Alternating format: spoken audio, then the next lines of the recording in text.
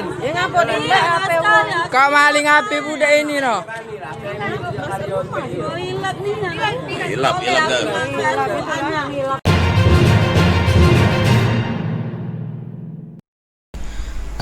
Erni, seorang ibu rumah tangga ini ditangkap warga usai melakukan pencurian di salah satu rumah warga di Jalan Nangiu, Kelurahan 34 Ulu, Kecamatan Seberang Ulu 1 Palembang pada Sabtu siang.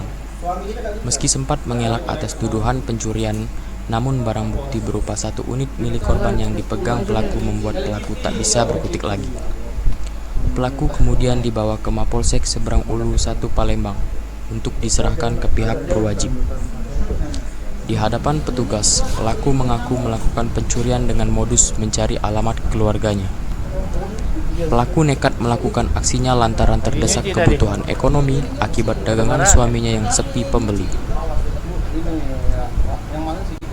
Pelaku melihat rumah itu dalam keadaan sedikit terbuka dan mempunyai kesempatan, akhirnya dia masuk melihat HP itu dicas.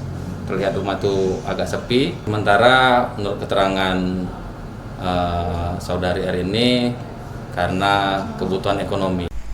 Dari Palembang, Sumatera Selatan, Adel Ari Dermawan, reporter Febriansa, Palembang Baru TV mengabarkan.